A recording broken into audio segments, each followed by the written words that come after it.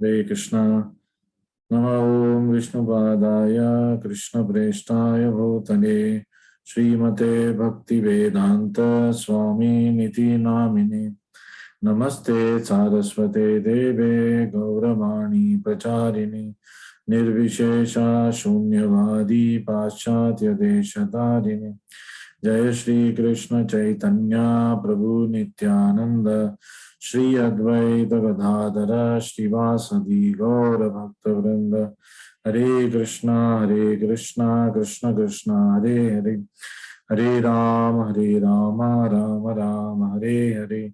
हरे कृष्णा कृष्ण कृष्ण हरे हरे, हरे राम राम राम हरे हरे। हरे कृष्णा कृष्ण कृष्ण हरे हरे, हरे राम राम राम हरे हरे। श्री श्री राधा वृंदावन चंद्र की जय, श्री श्री गौर निताय की जय, जगत गुरु शील प्रभुपाद की जय, श्रीमद् भगवद गीता की जय। हरे Krishna. Welcome to another episode late in the night. So we are doing chapter number 3. We finished 37 shlokas. In the next 1 or 2 classes, we'll be finishing the 3rd chapter. So till now, we have learned in chapter 3 how material possessions, they are things that we value. What are material possessions? Are those things that we value. And what are spiritual qualities or spiritual possessions that we have? Those are things of actual value. तो भौतिक जो हमारी संपत्ति है वो जो है हम उसको वैल्यू देते हैं, लेकिन जो सही मायने में वैल्यू जो हमारी जिंदगी में वो क्या है, वो स्पिरिचुअल क्वालिटीज है और स्पिरिचुअल पोजीशंस है। सो इसके ऊपर भी कुछ और है, things of ultimate value.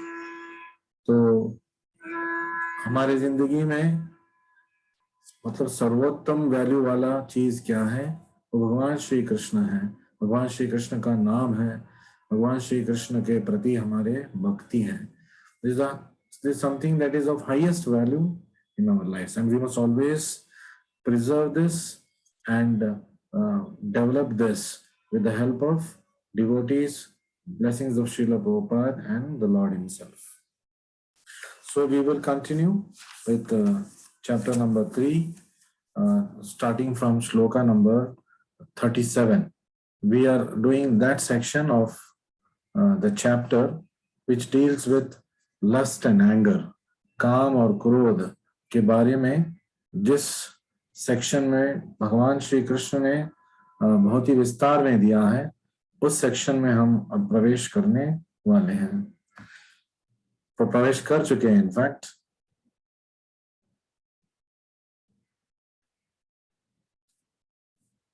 So shloka number 38. धूमेन आव्रियते वनिर् यथादर्शो मलेन च यतोल्बेनावृतो गर्भस् तथा तेनेदमावृतम्। So very important shloka here where Krishna is describing how there are degrees of lust. तो काम और वासना का भी स्तर होता है, नीचे वाला स्तर और गहरा वाला स्तर। तो ऐसे there are 3 types of coverings of lust और 3 डिग्रीज ऑफ लस्ट। तो ये क्या है हम पढ़ेंगे आगे। As fire is covered by smoke धूमेन आव्रियते वनिर। तो जैसे आग को धुआं ढक लेता है, as a mirror is covered by dust यथा दर्शो मलेन च। तो जैसे दर्पण के ऊपर जब धूल बैठ जाता है वो आवृत हो जाता है या कवर हो जाता है या मैला हो जाता है। और as the embryo is covered by the womb यथा उल्बेन आवृतो गर्भस्। जैसे एम्ब्रियो को जो गर्भकोश है वो ढक लेता है, आवृत गर्भस्, उल्बेन आवृत गर्भस्। ठीक वैसे ही सिमिलरली तथा the living entity is covered by different degrees of this lust. तो ठीक वैसे ही अनेक स्तर के काम वासना के उत्तेजना से मनुष्य का बुद्धि भी, मनुष्य का मन भी कलुषित होके ढक ढक जाता है. So let's now read elaborately what Krishna and Prabhupada are trying to enlighten to us. There are 3 degrees of covering of living entity. तो इस भौतिक प्रवृत्ति, जिस भौतिक जो मन स्थिति है हमारा, उसको 3 प्रकार से या 3 डिग्रीज का जो वासना है ढक लेता है. By which is pure consciousness is obscured. तो उससे क्या होता है, उनका जो शुद्ध चेतना है, हमारा शुद्ध चेतना है, वो क्या होता है, आवृत हो जाता है, ढक जाता है. This covering is but lust under different manifestations. तो ये जो कवरिंग है, ये जो आवृत हो कर रहा है हमारे बुद्धि को, हमारे मन को, हमारे असली अहम को जो ढक लेता है, वो क्या है, वो काम वासना है. Under different manifestations. तो different manifestations क्या है, like smoke in fire. जैसे धुआं अग्नि को ढक लेता है. Dust on the mirror, जैसे मल धूल दर्पण के ऊपर बैठ जाता है.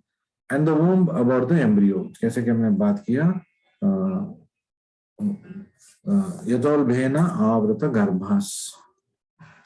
When lust is compared to smoke, जब हम वासना को, काम को धुआं से मतलब कंपेयर करते हैं, it is understood that the fire of living spark can be little perceived. तो धुआं में क्या हो जाता है, तो धुआं में थोड़ा थोड़ा आग दिख जाता है, मतलब पूरी तरह तो वो ढका नहीं है.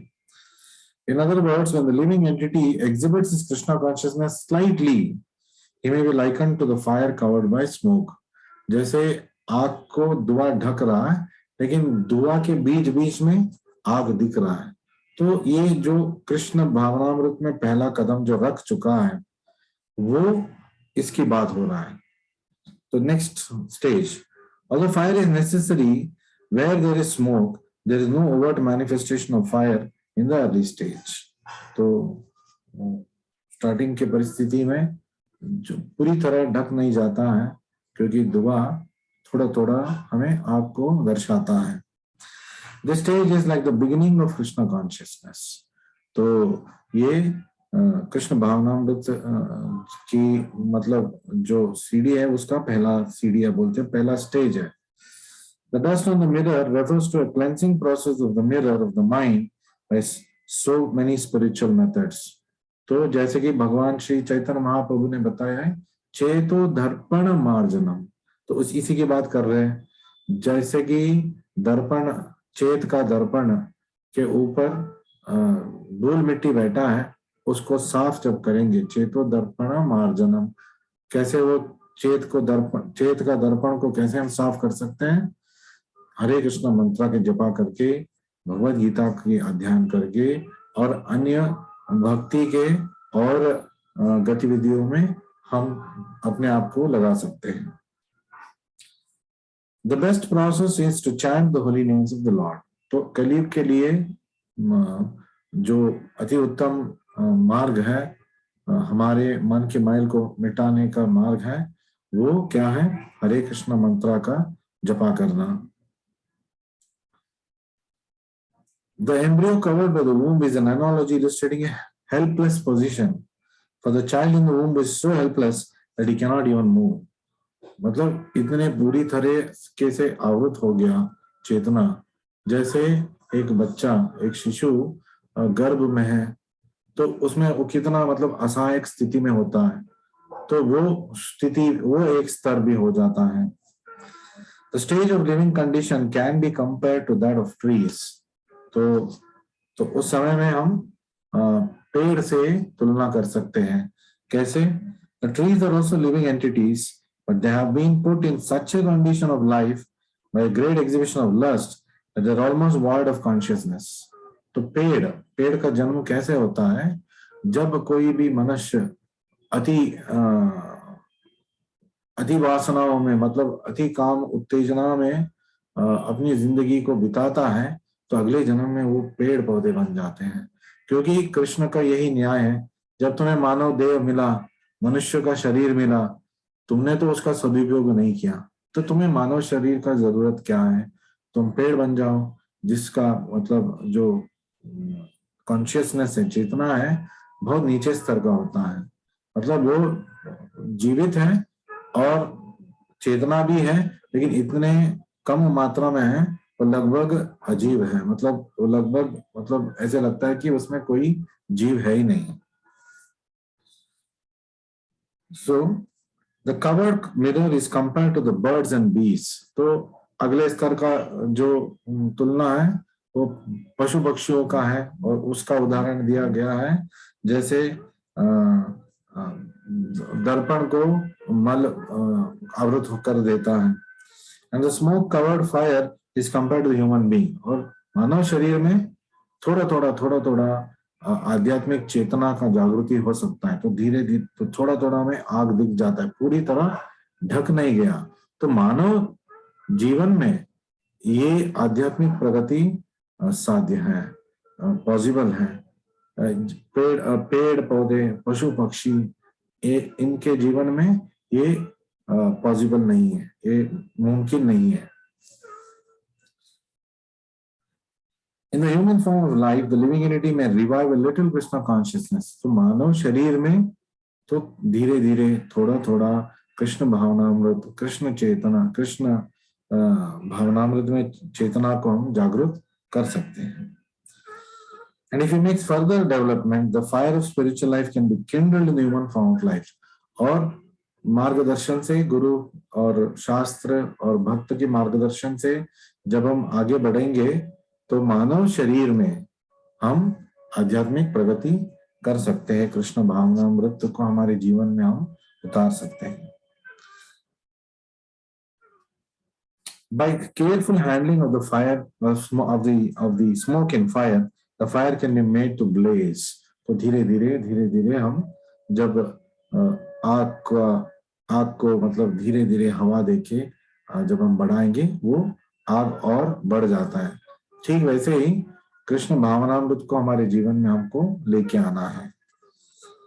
That's called slowly but steadily, slowly but surely.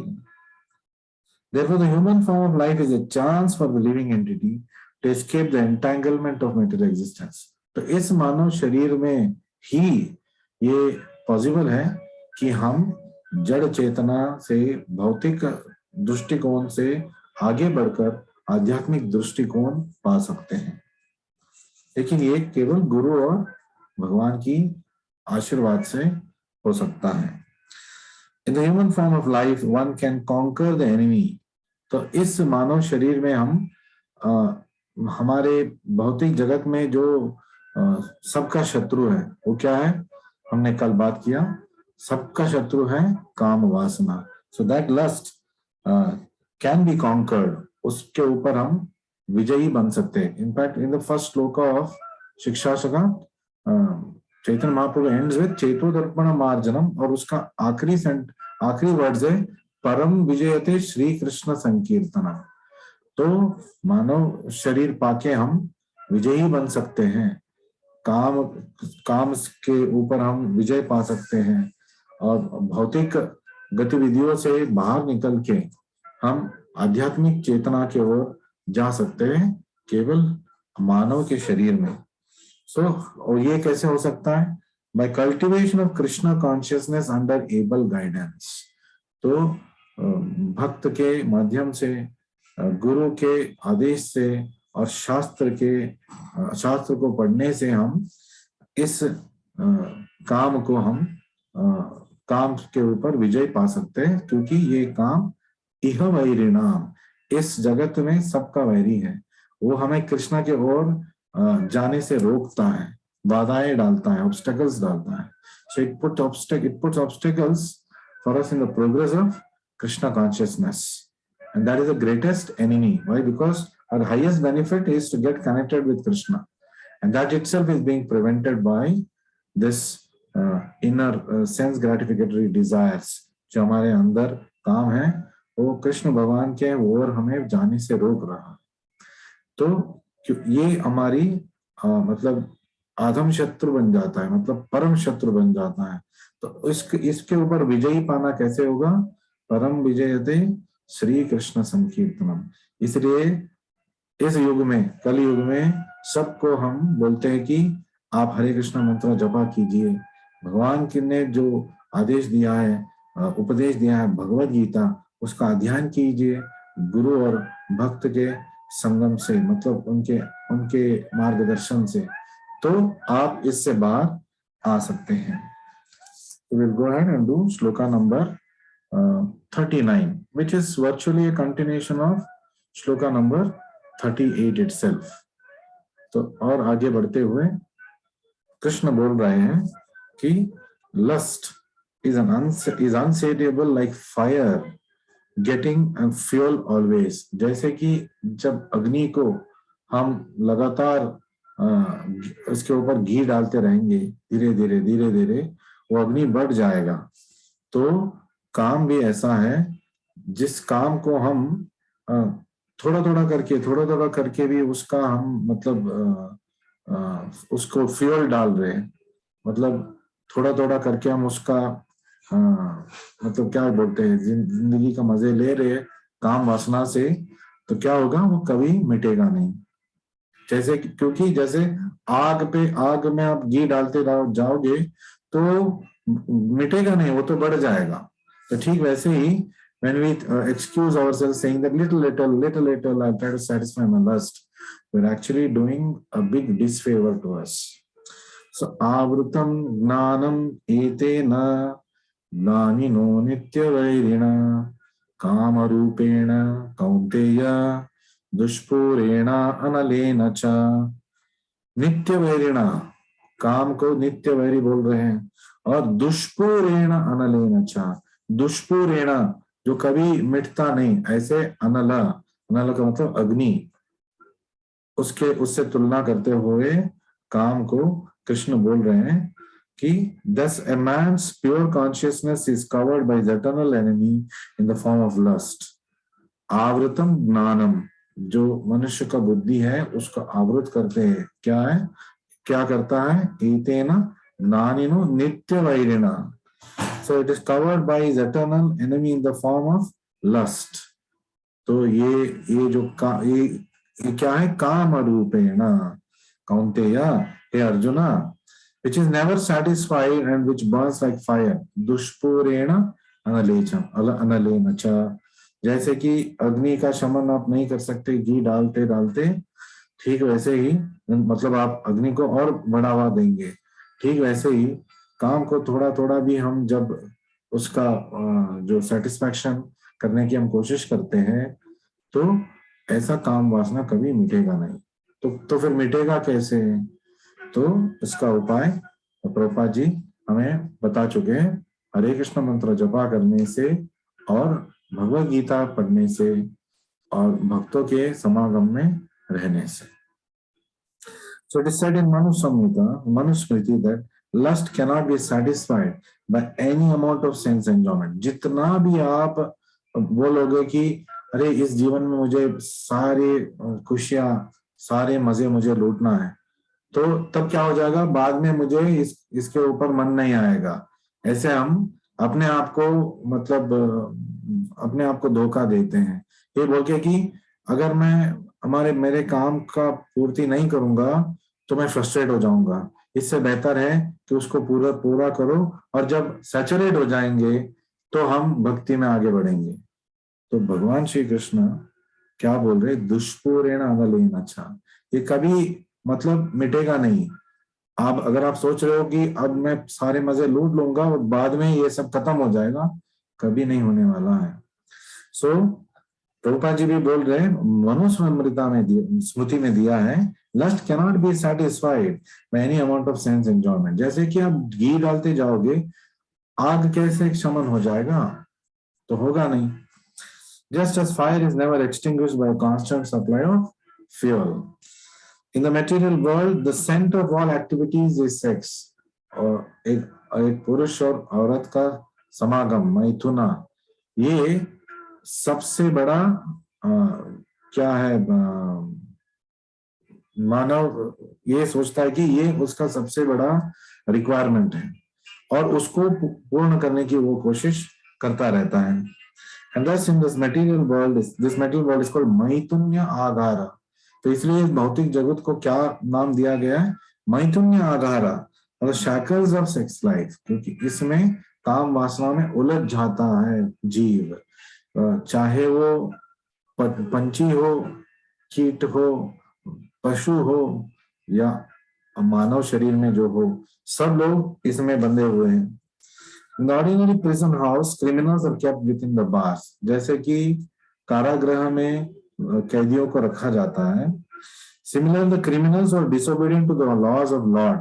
ठीक वैसे जिन जीव ने भगवान श्री कृष्ण की परमात्मा की स्थिति को नकार दिया और उन्होंने बोला कि सिर्फ कृष्ण को क्यों एंजॉय करना है, मुझे भी एंजॉय करना है, तो ऐसे लोगों को भौतिक जगत में प्रवेश मिलता है, जहां पे उनको मौका दिया जाता है कि आप ठीक है, ट्राई कर लीजिए, आप मास्टर बनने की कोशिश कीजिए और आपको समझ में आ जाएगा कि ये स्थिति आपके लिए ठीक है कि नहीं।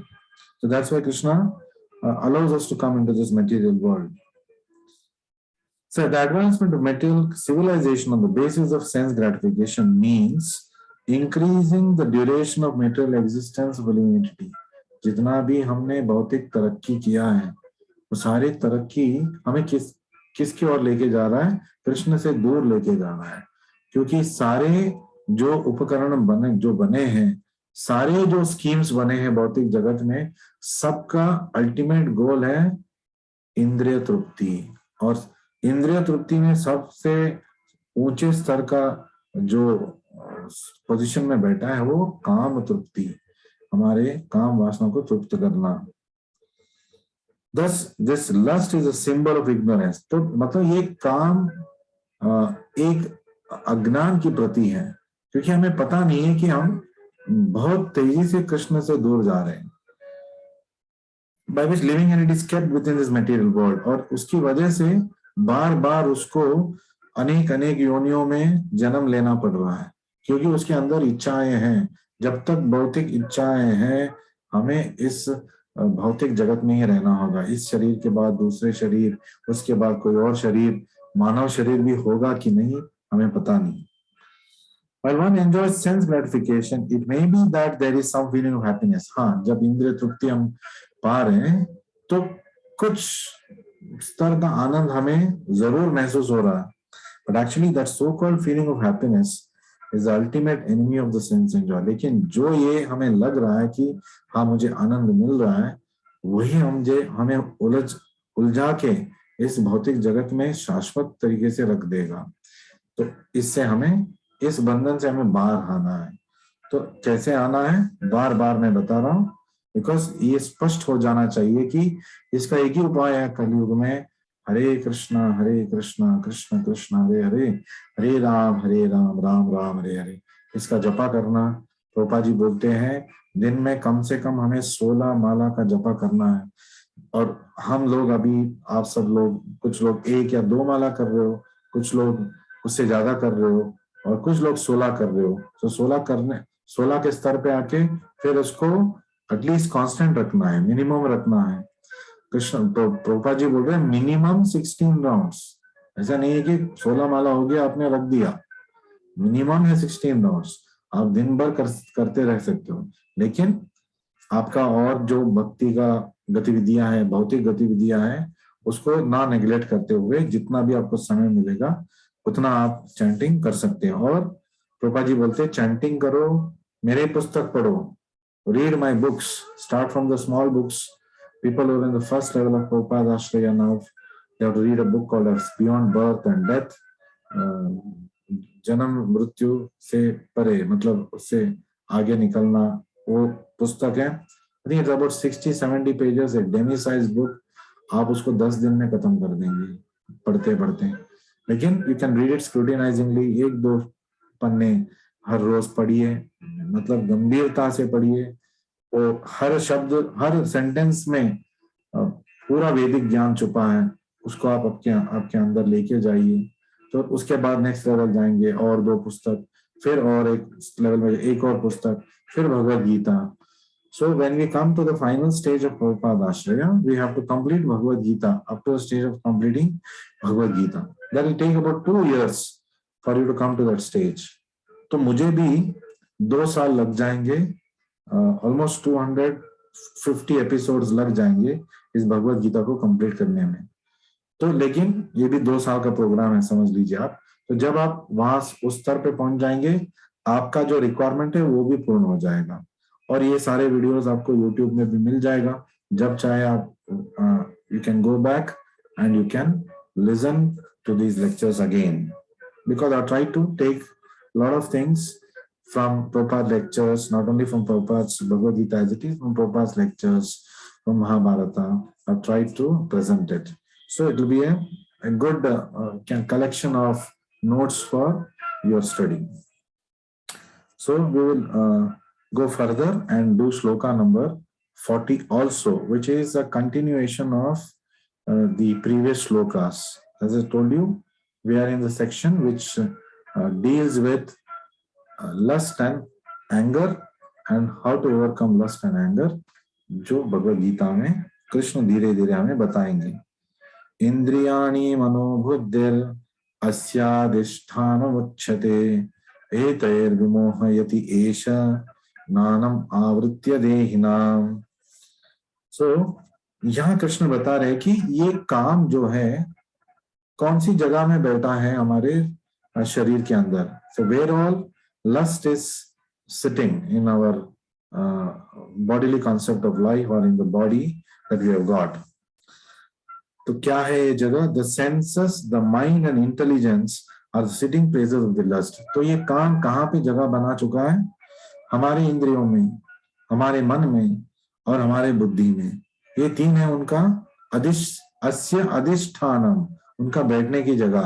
ये 3 जगहों पे बैठ के हमारे इंद्रियों को कलुषित कर दिया, हमारे मन को कलुषित कर दिया, हमारे बुद्धि को भी कलुषित कर दिया। विच वील्स रियल नॉलेज, तो नानम आवृत्य देहना ऑफ द लिविंग एंटिटी, वो जीव जंतु का ज्ञान को ढक लेता है। क्या ढक जाता है? ये जो काम है, जो जगह बना चुका है हमारे इंद्रियों में, हमारे बुद्धि में, हमारे मन में। जो 3 चीज हमें भौतिक जगत में काम करने के लिए चाहिए और आध्यात्मिक प्रगति के लिए भी चाहिए, उन्हीं 3 चीजों के अंदर काम घर बना के बैठा है। और उससे क्या होगा? हमारे ज्ञान आवृत हो गया। Our intelligence, our knowledge is completely covered. So what is the meaning of this? When I'm coming into Krishna consciousness, it is not that something new I'm gaining. It's just that we are already Krishna conscious. We are originally Krishna conscious. The dust that is covering us, we are trying to remove it. तो जो मैल है उसको जब हटाएंगे, हमारा निज परिस्थिति हमें पता चल जाएगा। जब मैल दर्पण पे है, हम उसको साफ करेंगे तो हमारे प्रतिबिंब हमें दिख जाएगा, हम हमारे असली स्वरूप को देख पाएंगे। ठीक वैसे ही जब ज्ञान का दर्पण पे काम का धूल बैठा है और हरे कृष्ण मंत्र से हम उसको पोछा करते हैं, भगवत गीता के अध्ययन से उसको साफ करते हैं, तो हमें दिख जाएगा कि हम आत्मा है। तो हम परमात्मा का एक भाग है, और मेरा और परमात्मा का जो रिश्ता है एक मास्टर और सर्वेंट का रिश्ता है। सेवक है और वो सेव्य है, और इसलिए मुझे उनका सेवा में लग जाना चाहिए। That is my constitutional position. ये जब हमें साफ दिख जाएगा तब हम उसके ओर बढ़ सकते हैं। एंड bewilders him, विमोहयति, तो ये जो काम है सबकी चेतना को हिला देता है, मतलब उसको सम्मोहित कर देता है, और इसलिए वो काम पूर्ति में लगा है। The enemy has captured different strategic positions in the body of the conditioned soul. ये जो वैरी है हमारे अनेक शरीर के अनेक विभागों में घर बना चुका है।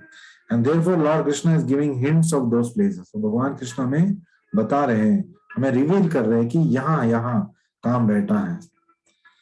So that's why we say we must purify the mind, we must purify our thoughts, we must purify our intelligence, then our Atma, which is already pure, will come into picture. That means we'll be able to see the pureness of our soul.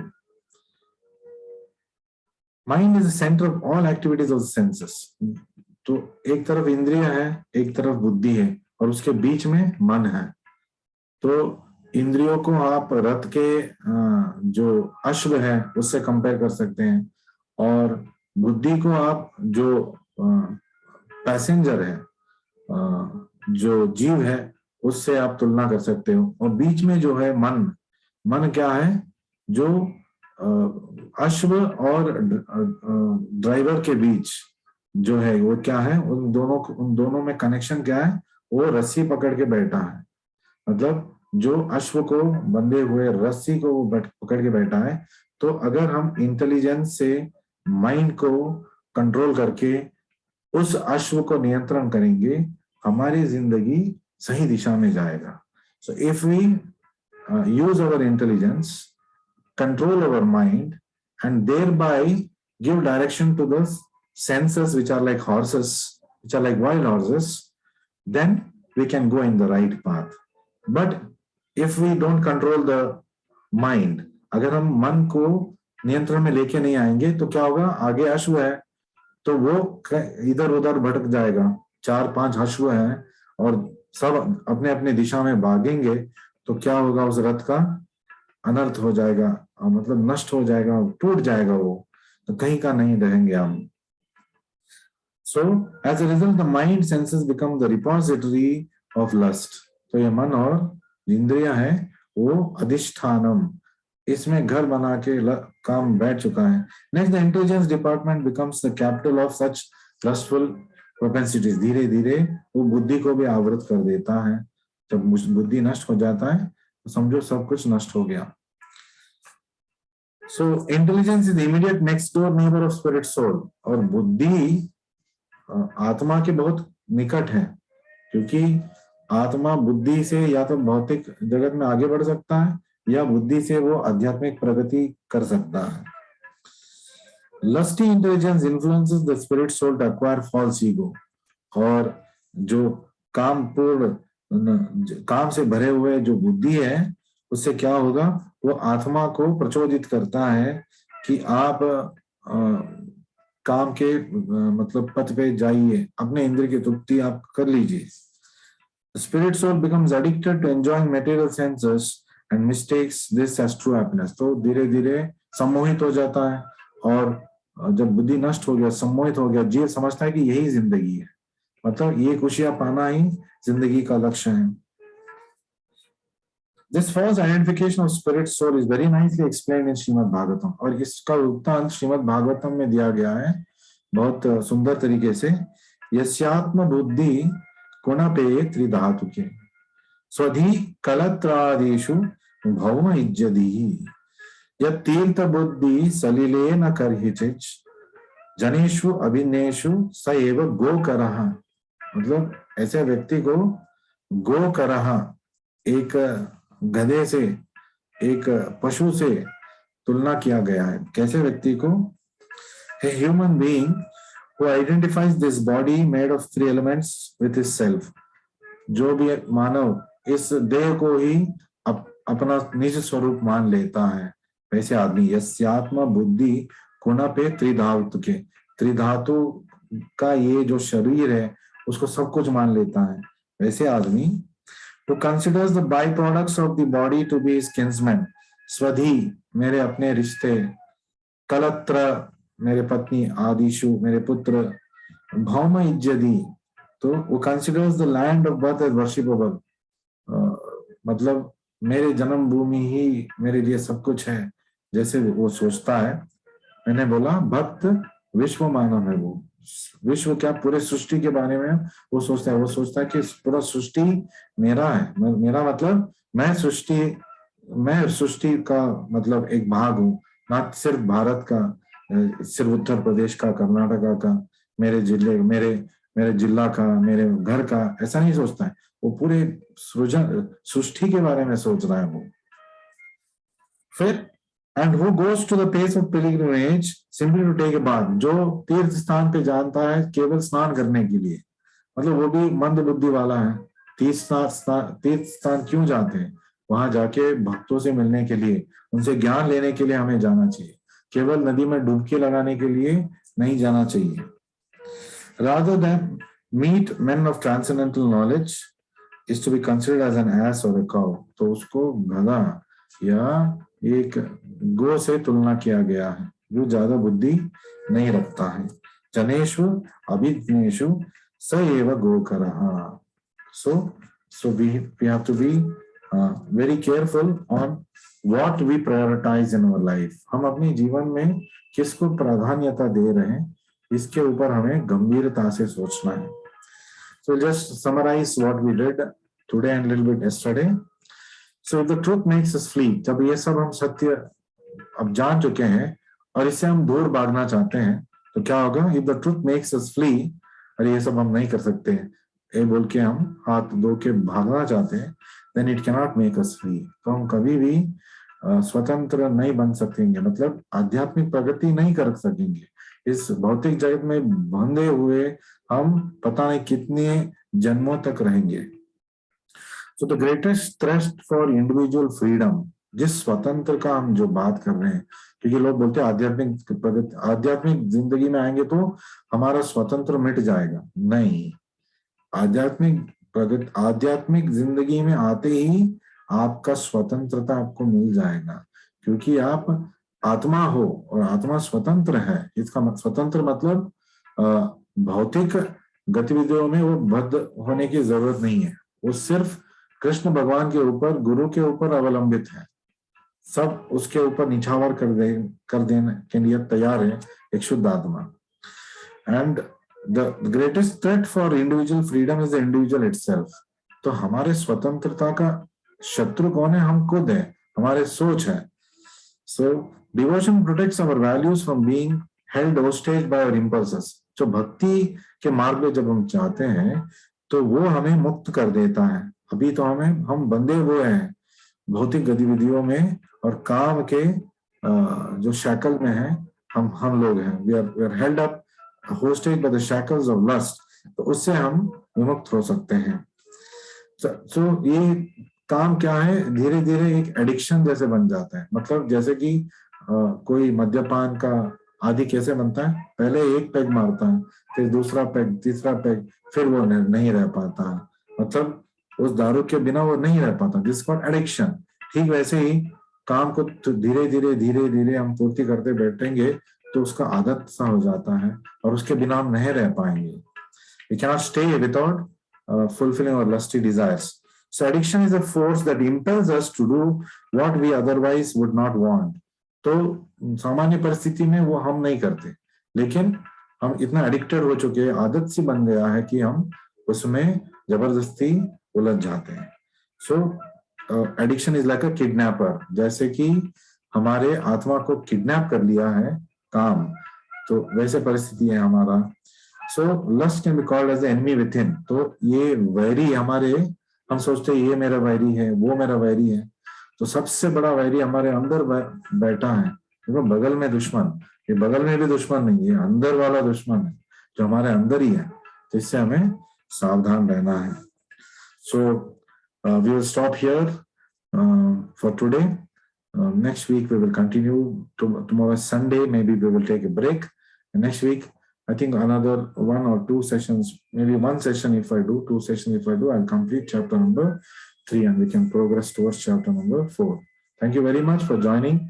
Avita Mataji, Deepak, Himani Mataji, Neha Mataji, Reena Vasisht Mataji, Dr. Ramesh, Samay Singh Ji, Pandey Ji, Tarulika Mataji, and Nimesh. Thank you for joining me for this session. Please chant Hare Krishna every day. Hare Krishna, Krishna Krishna, Hare Hare, Hare Ram, Ram Ram, Hare Hare. और हम इस weekend next weekend we'll be going to Shukratal, Haridwar, and Rishikesh. We're looking forward to the yatra, and then the weekend after that is Ram Navami. So we will all meet during those times. So thank you very much. Hare Krishna, Krishna Krishna.